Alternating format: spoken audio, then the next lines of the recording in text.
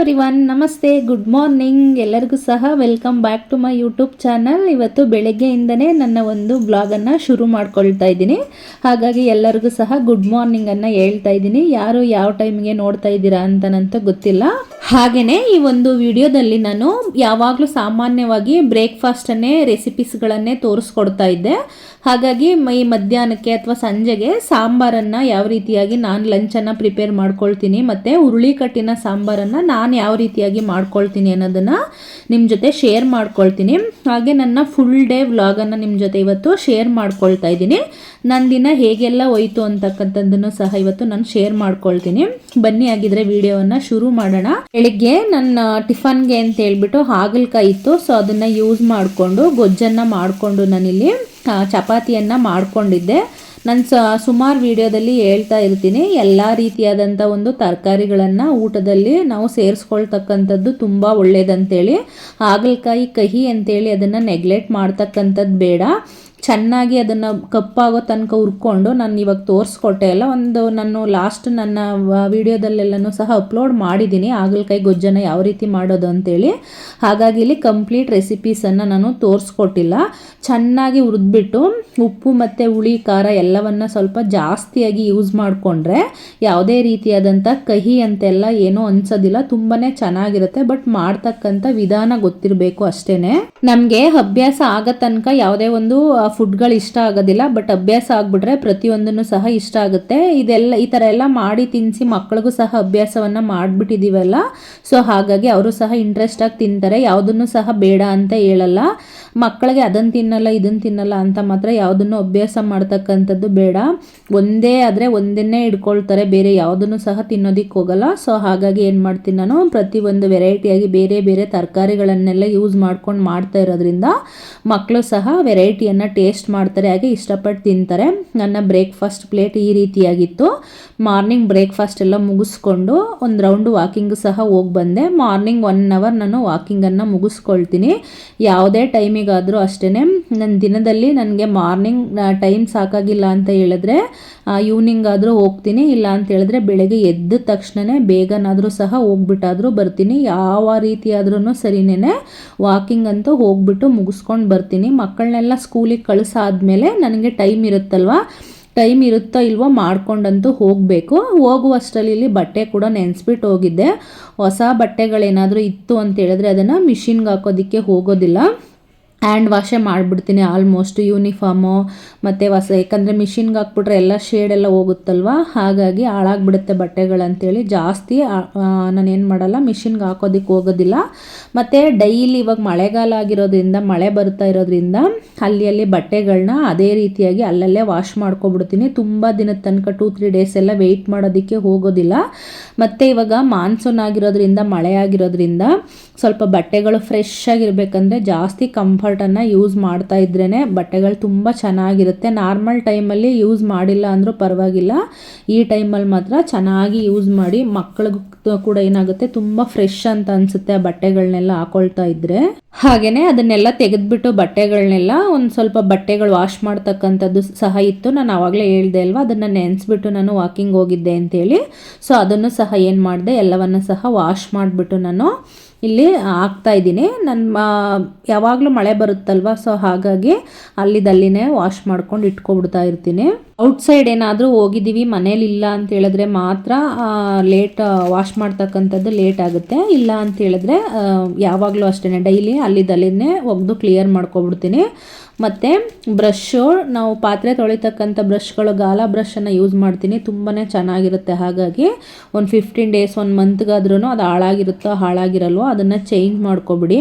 ಹಾಗೆ ಕಡಲೆ ಹಿಟ್ಟು ಕೂಡ ಖಾಲಿಯಾಗಿತ್ತು. ಯಾವಾಗ ಏನು ಖಾಲಿ ಆಗುತ್ತೋ ಅದನ್ನು ತೊಳೆದ್ಬಿಟ್ಟು ಅದನ್ನು ಫಿಲ್ ಮಾಡ್ಕೊಳ್ತೀನಿ. ಹಾಗೆ ಹುರುಳಿಕಾಳಿನ ಸಾಂಬಾರು ಮಾಡಬೇಕಿತ್ತಲ್ವ, ನಾವು ಡೈರೆಕ್ಟಾಗಿ ಬೇಕಂದ್ರೂ ಏನು ಮಾಡ್ಬೋದು, ಬೇಯಿಸ್ಕೋಬೋದು. ಇಲ್ಲ ಅಂತ ಹೇಳಿದ್ರೆ ಅದನ್ನು ನೆನೆಸು ಸಹ ಬೇಯಿಸ್ಕೋಬೋದು. ಬಟ್ ನಾನು ಯಾವುದೇ ಕಾಳುಗಳನ್ನು ಹಾಕಿದ್ರೂ ಅಷ್ಟೇ ಅದನ್ನು ನೆನೆಸ್ಬಿಟ್ಟು ನಾನು ಯೂಸ್ ಮಾಡ್ಕೊಳ್ತೀನಿ. ಯಾಕಂದರೆ ಕೆಲವರಿಗೆ ತುಂಬ ಗ್ಯಾಸ್ಟ್ರಿಕ್ ಸಮಸ್ಯೆ ಏನಾದರೂ ಆಯಿತು ಅಂತ ಹೇಳಿದ್ರೆ ತೊಂದರೆ ಆಗುತ್ತೆ ಊಟ ಮಾಡೋದಕ್ಕೆ. ಎಲ್ಲರಿಗೂ ತುಂಬ ಹೆವಿ ಅಂತ ಅನಿಸ್ತಾ ಇರುತ್ತೆ. ಹಾಗಾಗಿ ಸಾಮಾನ್ಯವಾಗಿ ನೆನೆಸಿದ್ರೆ ಅಷ್ಟೊಂದು ಗ್ಯಾಸ್ಟ್ರಿಕ್ ಪ್ರಾಬ್ಲಮ್ಗಳು ಬರಲ್ಲ. ಸೊ ಹಾಗಾಗಿ ಏನು ಮಾಡ್ತಕ್ಕಂಥದ್ದು, ನೆನೆಸ್ಬಿಟ್ಟು ಯೂಸ್ ಮಾಡ್ಕೊಳ್ತಕ್ಕಂಥದ್ದು. ನಾನು ಮಾರ್ನಿಂಗೇನೆ ನೆನೆಸಿ ಇಟ್ಕೊಂಡಿದ್ದೆ ಅದನ್ನು. ಇವಾಗ ಸಾಂಬಾರು ಮಾಡೋದಕ್ಕೆ ಅಂತ ಇಡ್ತಾ ಇದ್ದೀನಿ. ನಾನಿಲ್ಲಿ ಮೊಳಕೆ ಕಾಳಿನ ಸಾಂಬಾರನ್ನು ಮಾಡ್ಕೊಳ್ತಾ ಇಲ್ಲ, ಹುರುಳಿ ಕಟ್ಟಿನ ರಸಮನ್ನು ಮಾಡ್ತಾಯಿದ್ದೀನಿ. ಅದಕ್ಕೋಸ್ಕರ ನಾನು ನೀರನ್ನು ಹಾಕಿಬಿಟ್ಟು ನೆಂದಿರ್ತಕ್ಕಂಥ ಕಾಳನ್ನು ಇಲ್ಲಿ ಬೇಯೋದಕ್ಕೆ ಇಡ್ತಾ ಇದ್ದೀನಿ. ನಾನು ಮತ್ತೆ ಈವ್ನಿಂಗಿಂದ ವ್ಲಾಗನ್ನು ಶುರು ಮಾಡ್ತಾ ಇದ್ದೀನಿ. ಸಾಂಬಾರಿಗೆ ಅಂತ ರೆಡಿ ಮಾಡಿ ಇಟ್ಬಿಟ್ಟು ನಮ್ಮ ಮನೇಲಿ ಸ್ವಲ್ಪ 7 ಗಂಟೆಗೆ ಊಟ ಎಲ್ಲ ಮಾಡ್ಕೊಳ್ತೀವಿ. ಹಾಗಾಗಿ ಏನು ಮಾಡ್ತೀನಿ, ಬೇಗನೆ ಒಂದು 6 ಗಂಟೆಗೆಲ್ಲ ನಾನು ಅಡುಗೆಯನ್ನು ಶುರು ಮಾಡಿಕೊಂಡು ಮುಗಿಸ್ಕೊಳ್ತೀನಿ. ಯಾಕಂದರೆ ಚಿಕ್ಕ ಹುಡುಗ ಏನು ಮಾಡ್ತಾನೆ, ಯಾವಾಗ ಬೇಕಂದ್ರೆ ಅವಾಗ ಊಟವನ್ನು ಕೇಳ್ತಾ ಇರ್ತಾನೆ. ಸೊ ಹಾಗಾಗಿ ಏನು ಮಾಡ್ತೀನಿ, ಬೇಗನೆ ಮುಗಿಸ್ಕೊಳ್ತೀನಿ. ಅಡುಗೆ ಎಲ್ಲ ರೆಡಿ ಆಗುವಷ್ಟರಲ್ಲಿ ಪೂಜೆ ಮಾಡಬೇಕಿತ್ತು, ಮಾರ್ನಿಂಗಿಂದ ಮಾಡಿರಲಿಲ್ಲ. ಸೊ ಹಾಗಾಗಿ ನಾನು ಸಹ ಫ್ರೆಶ್ ಆದೆ ಅಲ್ವಾ, ದೀಪ ಹಚ್ಬಿಡೋಣ ಅಂತ ಹೇಳ್ಬಿಟ್ಟು ದೀಪವನ್ನು ಸಹ ಹಚ್ಚೋದಕ್ಕೆ ಅಂತೇಳಿ ಬಂದೆ. ಮತ್ತು ಇನ್ನೊಂದು ಏನು ಗೊತ್ತಾ, ನಾನು ಸಾಮಾನ್ಯವಾಗಿ ಯಾವಾಗ್ಲೂ ಹನುಮಾನ್ ಚಾಲೀಸನ್ನು ಹೇಳ್ಕೊಳ್ತಾ ಇರ್ತೀನಿ. ಅದರಲ್ಲೂ ಸ್ಯಾಟರ್ಡೆ ಅಂತೂ, ಶನಿವಾರ ಅಂತೂ ತಪ್ಪದಿರ ಹೇಳ್ಕೊಳ್ತೀನಿ. ಮತ್ತು ಆಂಜನೇಯನ ದೇವಸ್ಥಾನಕ್ಕೆ ಅಂದರೆ ಸಾಮಾನ್ಯವಾಗಿ ಯಾವಾಗ್ಲೂ ಅದನ್ನು ಹೋಗ್ತಾನೆ ಇರ್ತೀನಿ ಅಂತ ಹೇಳೋದಕ್ಕಾಗಲ್ಲ. ಬಟ್ ಸ್ಯಾಟರ್ಡೆ ಟೈಮು ಅದನ್ನು ತಪ್ಪದಿರ ಹೇಳ್ಕೊಳ್ತೀನಿ. ಮತ್ತು ಟೆಂಪಲ್ಗೂ ಅಷ್ಟೇ ತಪ್ಪದಿರ ಹೋಗ್ಬಿಟ್ಟು ಬರ್ತೀನಿ. ತುಂಬ ಒಳ್ಳೇದಿರುತ್ತೆ ಹನುಮಾನ್ ಚಾಲೀಸನ್ನು ಹೇಳ್ಕೊಂಡ್ರೆ. ಮತ್ತು ಇನ್ನೊಂದು ಏನು ಹೇಳ್ತಾರೆ ಗೊತ್ತಾ, ಯಾರದೇ ಒಂದು ಅಂದರೆ ಮಕ್ಕಳಿಗೂ ಸಹ ಸಾಮಾನ್ಯವಾಗಿ ಈ ಶ್ಲೋಕಗಳು ಮಂತ್ರಗಳನ್ನೆಲ್ಲ ಜಾಸ್ತಿ ಕಲಿಸ್ತಾ ಇರಿ. ಯಾರು ಅದನ್ನೆಲ್ಲ ಜಾಸ್ತಿ ಪಠಿಸ್ತಾರೋ ಅವರ ಒಂದು ನಾಲಿಗೆಯಲ್ಲಿ ವಾಗ್ದೇವಿ ಇರ್ತಾಳೆ ಅಂತಲೂ ಸಹ ಹೇಳ್ತಾರೆ.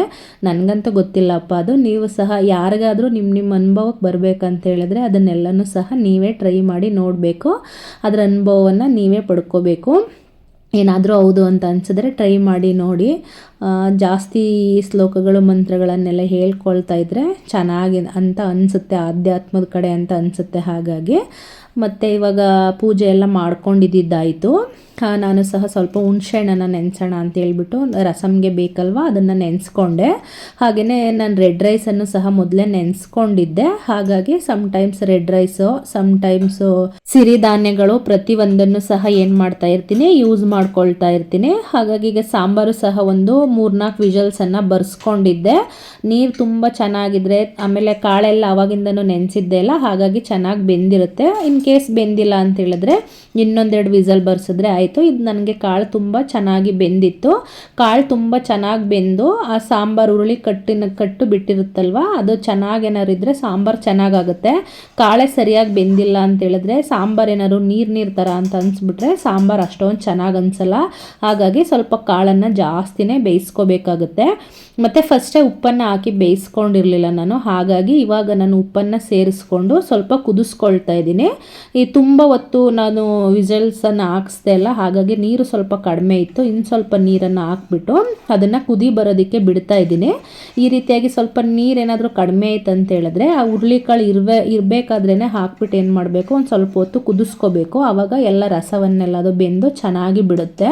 ಅದು ಸಹ ಚೆನ್ನಾಗಿ ಕುದೀತಾ ಇದೆ. ಕುದಿಯೋ ಅಷ್ಟರಲ್ಲಿ ಸೈಡಿಗೆ ಒಗ್ಗರಣೆಯನ್ನು ಸಹ ಹಾಕೊಳ್ಳೋಣ ಅಂತ ಹೇಳ್ಬಿಟ್ಟು ಹಾಕೊಳ್ತಾ ಇದ್ದೀನಿ. ರಸಮ್ಗೆ ಬೇಕಿರ್ತಕ್ಕಂಥ ಒಗ್ಗರಣೆಯನ್ನು ಒಂದು ಪಾತ್ರೆ ಇಟ್ಬಿಟ್ಟು ಒಂದು ಸ್ವಲ್ಪ ಎಣ್ಣೆಯನ್ನು ಸೇರಿಸ್ಕೊಳ್ತಾ ಇದ್ದೀನಿ. ಎಷ್ಟು ಆಯಿಲ್ ಬೇಕೋ ಅಷ್ಟನ್ನು ಸೇರಿಸ್ಕೊಳ್ಳಿ. ತುಂಬ ಆಯಿಲ್ ಯೂಸ್ ಮಾಡ್ತಕ್ಕಂಥದ್ದು ಏನು ಒಳ್ಳೇದಲ್ಲ. ಹಾಗಾಗಿ ಸ್ವಲ್ಪ ಕಡಿಮೆನೇ ಅಭ್ಯಾಸ ಮಾಡಿಕೊಂಡ್ರೆ ಒಳ್ಳೆಯದು. ಆಯಿಲ್ ಸ್ವಲ್ಪ ಬಿಸಿ ಆದಮೇಲೆ ಒಂಚೂರು ಸಾಸಿವೆ ಮತ್ತು ಜೀರಿಗೆಯನ್ನು ಹಾಕಿಬಿಟ್ಟು ಈರುಳ್ಳಿ ಕರಿಬೇವಿನ ಸೊಪ್ಪನ್ನು ಹಾಕಿಬಿಟ್ಟು ಮೊದಲಿಗೆ ಒಂದು ಸ್ವಲ್ಪ ಅದು ಬ್ರೌನಿಷ್ ಬರೋ ತನಕ ಹುರ್ಕೊಳ್ತಾ ಇದ್ದೀನಿ. ಅದಾದ ನಂತರ ಸ್ವಲ್ಪ ಜಜ್ಕೊಂಡಿರ್ತಕ್ಕಂಥ ಬೆಳ್ಳುಳ್ಳಿನೂ ಸ್ವಲ್ಪ ಹಾಕ್ಬಿಟ್ಟು ಹುರಿದ್ಬಿಟ್ಟು ಒಂದು 2 ಟೊಮೊಟೊ ತೊಗೊಂಡಿದ್ದೆ. ಯಾಕಂದರೆ ಸ್ವಲ್ಪ ಹುಣಸೆಹಣ್ಣನ್ನು ಸಹ ತೊಗೊಂಡಿದ್ದೀನಲ್ವ, ಹಾಗಾಗಿ ಟೊಮೊಟೊವನ್ನು ಒಂದು 2 ತೊಗೊಂಡಿದ್ದೆ. ಇವಾಗ ಟೊಮೊಟೊ ಎಲ್ಲ ಚೆನ್ನಾಗಿ ಬೇಯೋ ಅಷ್ಟರಲ್ಲಿ ಇದು ಸಹ ಚೆನ್ನಾಗಿ ಕುದ್ದಿದೆ ಅಲ್ವಾ, ಇದನ್ನು ಸಹ ನಾನು ಏನು ಮಾಡ್ತಾಯಿದ್ದೀನಿ, ಇವಾಗ ಕಾಳು ಮತ್ತು ಆ ಸಾಂಬಾರನ್ನು ನೀರನ್ನು ಸಪ್ರೇಟನ್ನು ಮಾಡ್ಕೊಳ್ತಾ ಇದ್ದೀನಿ. ಎರಡನ್ನೂ ಸಹ ಇದನ್ನು ಸ್ಟ್ರೈನ್ ಮಾಡ್ಕೊಳ್ತಾ ಇದ್ದೀನಿ. ತುಂಬ ಬಿಸಿ ಇರುತ್ತೆ. ಸಪ್ರೇಟ್ ಈ ರೀತಿ ಬಸ್ತಿ ಇಟ್ಕೊಳ್ತಕ್ಕಂಥ ಸಂದರ್ಭದಲ್ಲಿ ಮಕ್ಕಳನ್ನೆಲ್ಲ ಹತ್ತಿರದಲ್ಲಿ ಹಿಡಿಸ್ಕೋಬೇಡಿ. ಯಾಕಂದರೆ ಅದು ಅವ್ರ ಮುಖಕ್ಕೆಲ್ಲ ಆರ್ತಕ್ಕಂಥದ್ದು ಇರುತ್ತೆ. ಯಾಕಂದರೆ ನನ್ನ ಮಗ ಯಾವಾಗ್ಲೂ ಅವ್ನು ತುಂಬ ಚಿಕ್ಕಕ್ಕಿದ್ದಾನಲ್ವ, ಸೊ ಅದು ಅವನ ಮುಖಕ್ಕೆ ಬರುತ್ತೆ. ಆ ಥರ ಎಲ್ಲ ಬಂದು ನಿಂತ್ಕೊಂಡು ಸಮ್ಟೈಮ್ಸ್ ನೋವೆಲ್ಲ ಮಾಡ್ಕೊಂಡಿರ್ತಾನೆ. ಈ ಎಣ್ಣೆಯಲ್ಲಿ ನಾವೇನಾದರೂ ಕರಿಯೋಂಥ ಸಂದರ್ಭದಲ್ಲಿ ಸ್ವಲ್ಪ ಮಕ್ಕಳಿರುವಾಗ ಹುಷಾರಾಗಿ ಮಾಡ್ಕೋಬೇಕು. ಮಕ್ಕಳನ್ನ ಹತ್ರಕ್ಕೆ ಬಿಟ್ಕೋಬೇಡಿ. ಇವಾಗ ಇದನ್ನು ಬಸ್ತಿ ಇಟ್ಕೊಂಡಿದ್ದಾಯಿತು. ಇವಾಗ ನಾನು ಟೊಮೊಟೊವನ್ನೆಲ್ಲ ಬೇಯಕ್ಕೆ ಹಾಕಿದ್ದೆ ಅಲ್ವಾ, ಅದು ಕೂಡ ತುಂಬ ಚೆನ್ನಾಗಿ ಮೆತ್ತಗೆ ಬೆಂದಿತ್ತು. ಟೊಮೊಟೊ ಎಲ್ಲ ತುಂಬ ಚೆನ್ನಾಗಿ ಬೆಂದರೆ ಚೆನ್ನಾಗಾಗುತ್ತೆ ರಸಮ್ಮು. ಇವಾಗ ಬಸ್ತಿಟ್ಕೊಂಡಿದ್ದಂಥ ಸಾಂಬಾರನ್ನ ಸಹ ನಾನು ಏನು ಮಾಡ್ತಾಯಿದ್ದೀನಿ ಅದ್ರ ಜೊತೆನೇ ಸೇರಿಸ್ಕೊಳ್ತಾ ಇದ್ದೀನಿ. ಆಲ್ರೆಡಿ ಇದು ಚೆನ್ನಾಗಿ ಕುದ್ದಿತ್ತಲ್ವ, ಹಾಗಾಗಿ ಬೇಗನೆ ಕುದಿ ಬಂದುಬಿಡುತ್ತೆ. ಮತ್ತು ಹುಣಸೆ ಹಣ್ಣನ್ನು ನೆನೆಸಿ ಇಟ್ಕೊಂಡಿದ್ದೆ ಅಲ್ಲ, ಅದರ ನೀರನ್ನು ಸಹ ನಾನು ಇವಾಗ ಜೊತೆಗೆ ಸೇರಿಸ್ಕೊಳ್ತಾ ಇದ್ದೀನಿ. ಹಾಗೆಯೇ ಖಾರಕ್ಕೆ ಎಷ್ಟು ಬೇಕು ಅಷ್ಟು ಸಾಂಬಾರು ಪೌಡ್ರನ್ನ, ಖಾರದ ಪುಡಿಯನ್ನು ಸೇರಿಸ್ಕೊಂಡ್ರೆ ಆಯಿತು. 1-2 ಟೇಬಲ್ ಸ್ಪೂನಷ್ಟು ಸಾಂಬಾರು ಪೌಡ್ರನ್ನು ಹಾಕ್ಕೊಂಡಿದ್ದೀನಿ. ಹಾಗೆ ಕೊನೆಯದಾಗಿ ಒಂಚೂರು ಕೊತ್ತಂಬರಿ ಸೊಪ್ಪನ್ನು ಸಹ ನಾನಿಲ್ಲಿ ಸೇರಿಸ್ಕೊಳ್ತಾ ಇದ್ದೀನಿ. ಹಾಗೆ ಹಿಂಗೆ ಹಾಕಿದ್ರೆ ನಮಗೆ ರಸಮ್ದು ಒಂದು ಟೇಸ್ಟು ತುಂಬಾ ಚೆನ್ನಾಗಿರುತ್ತೆ. ಹಾಗಾಗಿ ಹಿಂಗನ್ನು ಸಹ ಇಲ್ಲಿ ನಾನು ಸೇರಿಸ್ಕೊಳ್ತಾ ಇದ್ದೀನಿ. ಹಾಗೆ ಉಪ್ಪು, ಹುಳಿ, ಖಾರ ಎಲ್ಲ ಇರ್ತಕ್ಕಂಥ ಸಂದರ್ಭದಲ್ಲಿ ಒಂಚೂರು ಬೆಲ್ಲವನ್ನು ಸೇರಿಸ್ಕೊಂಡ್ರೂ ಸಹ ತುಂಬಾ ಚೆನ್ನಾಗಿರುತ್ತೆ. ಈ ಸಾಂಬಾರನ್ನ ಮಾಡಿಬಿಟ್ಟು ಇವಾಗ ತಿನ್ನೋದಕ್ಕಿಂತ ಒಂದಿನ ಬಿಟ್ಟು ತಿಂದರೆ ತುಂಬಾ ಚೆನ್ನಾಗಿರುತ್ತೆ. ಇಲ್ಲ ಅಂತೇಳಿದ್ರೆ ತುಂಬ ತಂಪಾಗುತ್ತಲ್ಲ, ತಣ್ಣಗಾಗುತ್ತಲ್ವ, ಆವಾಗ ತಿಂದ್ರೂ ತುಂಬ ಚೆನ್ನಾಗಿರುತ್ತೆ. ಮತ್ತು ಮಾಡ್ತಾ ಇರಬೇಕಾದ್ರೇ ಮನೆಯೆಲ್ಲ ಫುಲ್ಲು ಘಮ ಅಂತ ಇರುತ್ತೆ. ಮತ್ತು ತಿಂದಾದ್ಮೇಲೆ ಸಹ ಕೈಯೆಲ್ಲ ಏನು ಸಾಂಬಾರು ತಿಂದ್ರಿ ಅಂತ ಅನ್ಬೇಕು, ಆ ಥರ ತುಂಬ ಚೆನ್ನಾಗಿ ಘಮ ಅಂತ ಇರುತ್ತೆ. ಸೂಪರಾಗಂತೂ ಇರುತ್ತೆ ರಸಮ್ಮು. ನಮ್ಮ ಮನೇಲಿ ಯಾವ ಟೈಮಲ್ಲಿ ಮಾಡಿದ್ರೂ ತಿಂತಾ ಇರ್ತಾರೆ.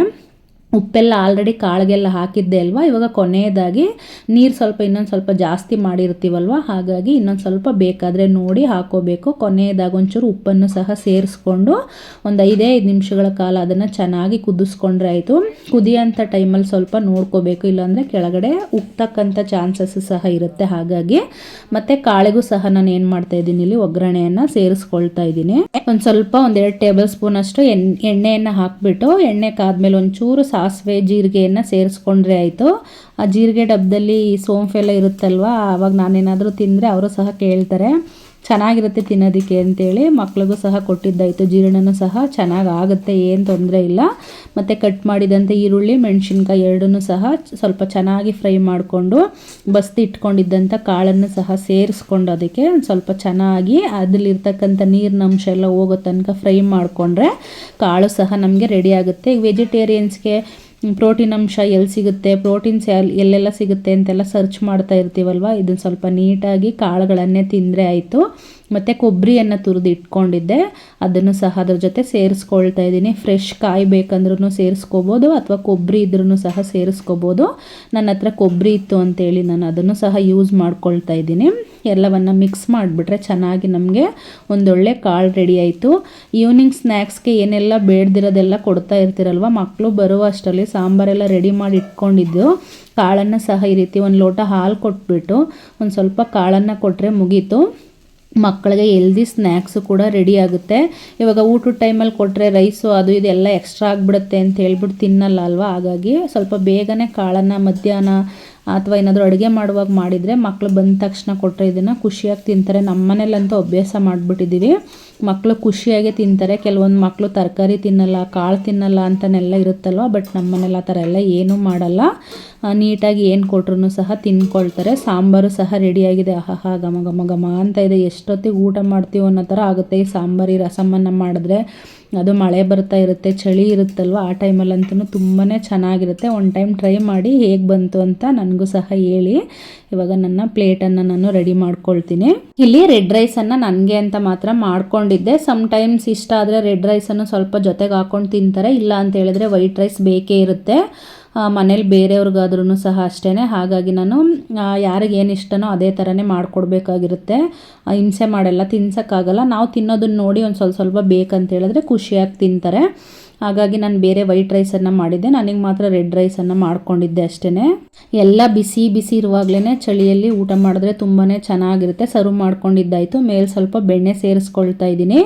ಯಾವಾಗಲೂ ಅಷ್ಟೇ ಹುರುಳಿ ಕಟ್ಟಿನ ಸಾಂಬಾರಿಗೆ ಬೆಣ್ಣೆಯನ್ನು ಸೇರಿಸ್ಕೊಂಡ್ರೆ ಅದ್ರ ಟೇಸ್ಟೇ ತುಂಬಾ ಬೇರೆ ಲೆವೆಲ್ ಅಂತ ಹೇಳ್ತಾರಲ್ಲ, ಆ ರೀತಿಯಾಗಿ ತುಂಬಾ ಚೆನ್ನಾಗಿರುತ್ತೆ. ಒಂದು ಟೈಮ್ ಟ್ರೈ ಮಾಡಿ ನೋಡಿ. ಬೆಣ್ಣೆ ತುಪ್ಪ ಎಲ್ಲ ಇಷ್ಟ ಆಗಲ್ಲ ಅಂತ ಹೇಳೋರಿಗೂ ಸಹ ತುಂಬ ಇಷ್ಟ ಆಗುತ್ತೆ. ಮತ್ತು ಈ ರೆಡ್ ರೈಸ್ಗೆ ಈ ಸಾಂಬಾರು ಅಷ್ಟೊಂದೇನು ಸೆಟ್ ಆಗೋಲ್ಲ, ವೈಟ್ ರೈಸ್ಗೆ ತುಂಬ ಚೆನ್ನಾಗಂತ ಅನಿಸುತ್ತೆ. ಬಟ್ ತಿಂದು ಅಭ್ಯಾಸ ಆಗಿರೋರಿಗೆ ಅದರ ಟೇಸ್ಟ್ ಇಷ್ಟ ಆಗುತ್ತೆ. ಬಟ್ ತಿಂದು ಅಭ್ಯಾಸನೇ ಇಲ್ಲ ಅನ್ನೋರಿಗೆ ವೈಟ್ ರೈಸೇ ಇಟ್ಕೊಳ್ಳಿ, ತುಂಬ ಚೆನ್ನಾಗಿರುತ್ತೆ. ಸೊ ಎಲ್ಲರೂ ಸಹ ಏನು ಮಾಡಿದ್ವಿ, ಊಟವನ್ನು ಮುಗಿಸ್ಕೊಂಡ್ವಿ. ಬಿಸಿ ಇರಬೇಕಾದ್ರೇ ಎಲ್ಲರಿಗೂ ಬಿಸಿ ಇದ್ರೇ ತುಂಬ ಇಷ್ಟ ಆಗುತ್ತೆ. ಹಾಗಾಗಿ ಬೇಗನೆ ಊಟವನ್ನು ಮುಗಿಸ್ಕೊಂಡಿದ್ದಾಯಿತು. ಮತ್ತು ಇದೊಂದೆರಡು ಮೀಶೋಯಿಂದ ತರಿಸಿದ್ದು, ಒಂದು ಕ್ಲಾತ್ ಆರ್ಗನೈಸರ್ ತರಿಸಿದ್ದೆ, ಮತ್ತು ಇನ್ನೊಂದು ನನ್ನ ಈಗ ಆಲ್ರೆಡಿ ಸ್ಟೀಮರು ನಾನು ಯೂಸ್ ಮಾಡ್ತಾ ಇದ್ದೀನಲ್ಲ, ಆ ಥರದ್ದು ಇನ್ನೊಂದು ಬೇಕಿತ್ತು ಊರಿಗೆ ಅಂತ ಹೇಳ್ಬಿಟ್ಟು. ಸೊ ಹಾಗಾಗಿ ಅದನ್ನು ಸಹ ತರಿಸ್ಕೊಂಡಿದ್ದೆ. ಎರಡೂ ಸಹ ಇವಾಗ ಫ್ರೀಯಾಗಿ ಕುತ್ಕೊಂಡಿದ್ದೆ. ಸಂಜೆ ಬೆಳಗ್ಗೆಯಿಂದ ಕೆಲಸಗಳೇ ಇತ್ತಲ್ವ, ಬಂದಿತ್ತು, ಅದು ಬಂದು ನೆನ್ನೆನೇ ಬಂದಿತ್ತು, ಬಟ್ ಅದನ್ನು ನಾನು ಓಪನ್ ಮಾಡ್ಕೊಂಡಿರಲಿಲ್ಲ. ಸೊ ಹಾಗಾಗಿ ಫ್ರೀಯಾಗಿದ್ದೆ ಅಲ್ಲ. ಇದನ್ನು ಕ್ಲಾತ್ ಆರ್ಗನೈಸರ್ ಬಂದುಬಿಟ್ಟು ಫಸ್ಟೇ ಒಂದು ಟೈಮ್ ತರಿಸ್ಕೊಂಡಿದ್ದೆ, ತುಂಬ ಚೆನ್ನಾಗಂತ ಅನ್ನಿಸ್ತು. ಹಾಗಾಗಿ ಏನು ಮಾಡಿದೆ, ಇದನ್ನೇ ಮತ್ತೆ ರಿಪೀಟಾಗಿ ತರಿಸ್ಕೊಂಡೆ. ಫಸ್ಟೊಂದು ಶರ್ಟ್ದೆಲ್ಲ ತರಿಸ್ಕೊಂಡಿದ್ದೆ, ಬಟ್ ನನಗೆ ಯಾಕೋ ಅದು ಇಷ್ಟನೇ ಆಗಿಲ್ಲ, ಮತ್ತು ಕ್ವಾಲಿಟಿ ಕೂಡ ಚೆನ್ನಾಗೇ ಇರಲಿಲ್ಲ. ಬಟ್ ಇದು ಇಷ್ಟ ಆಯಿತು, ಕ್ವಾಲಿಟಿ ತುಂಬ ಚೆನ್ನಾಗಿದೆ ಅಂತ ಅನ್ನಿಸ್ತು, ಮತ್ತು ಬಟ್ಟೆಗಳನ್ನೆಲ್ಲ ಇಟ್ಕೊಳ್ಳೋದಕ್ಕೂ ಸಹ ತುಂಬ ಚೆನ್ನಾಗಿದೆ ಅಂತ ಅನ್ನಿಸ್ತು. ಹಾಗಾಗಿ ಏನು ಮಾಡಿದೆ, ಇದನ್ನೇ ಒಂದು 2-3 ಟೈಮ್ಸ್ ತರಿಸ್ಕೊಂಡೆ. ಒಂದರಲ್ಲಿ 2 ಸೆಟ್ ಇರುತ್ತೆ ಅಷ್ಟೇ. ಚೆನ್ನಾಗಿದೆ. ಆಲ್ರೆಡಿ ಸುಮಾರು ಜನ ಟ್ರೈ ಮಾಡ್ತಾಯಿದ್ದೀರಾ ಅಂತ ಅಂದ್ಕೊಳ್ತೀನಿ. ಕ್ವಾಲಿಟಿ ಎಲ್ಲ ಯಾವ ಥರ ಇದೆಯೋ ಏನೋ ಅಂತ ಅಂದ್ಕೊಳ್ತಿದ್ದೆ, ಬಟ್ ಓಕೆ, ಕ್ವಾಲಿಟಿ ಎಲ್ಲ ತುಂಬಾ ಚೆನ್ನಾಗಿತ್ತು. ಮತ್ತು ಹೇಗೇಗೋ ಬಟ್ಟೆಗಳನ್ನೆಲ್ಲ ಇಟ್ಕೊಳ್ಳೋದ್ರ ಬದಲು ಈ ರೀತಿಯಾಗಿ ನೀಟಾಗಿ ಇಟ್ಕೋಬೋದು. ಹೇಗೂ ನಾನು ವಾರ್ಡ್ರೋಬ್ ಕ್ಲೀನ್ ಮಾಡೋದಿತ್ತು, ಸೊ ಹಾಗಾಗಿ ಕ್ಲೀನ್ ಮಾಡುವಂಥ ಟೈಮಲ್ಲಿ ಅದನ್ನು ಸ್ವಲ್ಪ ನೀಟಾಗಿ ಇಟ್ಕೊಳ್ಳೋಣ ಅಂತ ಹೇಳ್ಬಿಟ್ಟು ಏನು ಮಾಡಿದ್ದೆ, ಆರ್ಡ್ರ್ ಮಾಡ್ಕೊಂಡಿದ್ದೆ. ತುಂಬ ಚೆನ್ನಾಗಿತ್ತು ಇದು ಕ್ವಾಲಿಟಿ. ನೆಕ್ಸ್ಟ್ ಇದನ್ನು ಆರ್ಗನೈಸ್ ಮಾಡ್ಕೊಳ್ಳುವಾಗ ಸೇರಿಸ್ಕೊಳ್ಳೋಣ ಅಂತ ಹೇಳ್ಬಿಟ್ಟು ಏನು ಮಾಡಿದೆ, ಫಸ್ಟೇ ಅದನ್ನು ಬುಕ್ ಮಾಡ್ಕೊಂಡಿದ್ದೆ. ಮತ್ತು ಇದು ನಾನು ಹೇಳಿದ್ನಲ್ಲ ಸ್ಟೀಮರ್ ಅಂತ ಹೇಳ್ಬಿಟ್ಟು, ಅದು ಕೂಡ ತುಂಬಾ ಚೆನ್ನಾಗಿದೆ. ಸ್ಟೀಮರ್ ಕೂಡ ಈಗ ಸಾಮಾನ್ಯವಾಗಿ ಎಲ್ಲರೂ ಫುಲ್ ಸೆಟ್ಟೇ ತೊಗೊಳ್ತಾ ಇರ್ತಾರೆ. ಬೇಕಂತ ಹೇಳಿದ್ರೆ ಸೆಟ್ಟೇ ತೊಗೋಬೋದು. ಇದೊಂದು 150 ರುಪೀಸಲ್ಲೆಲ್ಲ ನಮಗೆ ಸಿಕ್ಬಿಡುತ್ತೆ. ಮತ್ತು ತುಂಬ ಚೆನ್ನಾಗಿ ನನಗೆ ಸ್ಟೀಮರು ಸೆಟ್ ಯೂಸ್ ಮಾಡೋದಕ್ಕಿಂತ ಇದೇ ಬೆಸ್ಟ್ ಅಂತ ಅನಿಸ್ತು. ಯಾಕಂದರೆ ಯಾವ ಪಾತ್ರೆಗೆ ಇಟ್ರೂ ಏನಾಗ್ಬಿಡುತ್ತೆ, ಇದು ಸೆಟ್ ಆಗಿಬಿಡುತ್ತೆ. ಯಾವ ಥರ ಬೇಕಂದ್ರೂ ಸಣ್ಣ ಪಾತ್ರೆಗೆ ಬೇಕಾದರೂ ಇಟ್ಕೋಬೋದು, ದೊಡ್ಡ ಪಾತ್ರೆಗೆ ಬೇಕಾದರೂ ಇಟ್ಕೋಬೋದು. ನಾನು ಇವಾಗ ಯೂಸ್ ಮಾಡ್ತಾ ಇದ್ದೀನಲ್ವ, ನೋಡಿರ್ಬೋದು. ನಾನು ಬಾಣಲೆ ಥರ ಇರೋದಕ್ಕೂ ಬೇಕಾದರೂ ಇಟ್ಕೋಬೋದು, ಸಣ್ಣದಾಗಿ ಚಿಕ್ಕ ಪಾತ್ರೆ ಇದ್ರೂ ಸಹ ಇಟ್ಕೋಬೋದು. ಮತ್ತು ಸ್ವಲ್ಪನೇ ಇದ್ರೂ ಸಹ ಬೇಯಿಸ್ಕೊಳ್ಳೋದಕ್ಕೆ ಚೆನ್ನಾಗಿರುತ್ತೆ. ತರಕಾರಿಗಳನ್ನ ಜಾಸ್ತಿ ಇದ್ರೂ ಸಹ ಬೇಯಿಸ್ಕೊಳ್ಳೋದಕ್ಕೆ ಚೆನ್ನಾಗಿರುತ್ತೆ. ಈ ದೊಡ್ಡದು ಕಾರ್ನೆಲ್ಲ ಬೇಯಿಸ್ಕೊಳ್ತೀನಲ್ವ, ಆ ಥರದ್ದನ್ನು ಬೇಯಿಸ್ಕೊಳ್ಳೋದಕ್ಕೂ ಸಹ ಚೆನ್ನಾಗಿರುತ್ತೆ. ತುಂಬಾ ಯೂಸ್ಫುಲ್ ಅಂತ ಅನಿಸುತ್ತೆ. ಎಷ್ಟು ಚೆನ್ನಾಗಿದೆ ಅಲ್ಲ.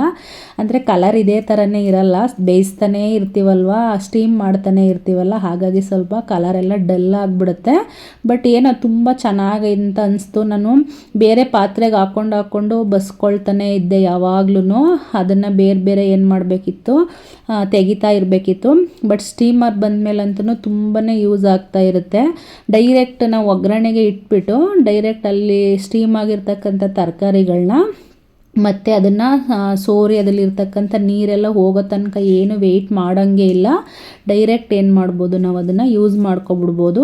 ಮತ್ತು ಇದು ಈ ರೀತಿ ಸ್ಟ್ಯಾಂಡ್ಗಳನ್ನೆಲ್ಲ ಕೊಟ್ಟಿರ್ತಾರಲ್ವ, ಸೊ ಹಾಗಾಗಿ ಅದು ತುಂಬ ಕೆಳಗಡೆ ಏನು ಹೋಗೋದಿಲ್ಲ.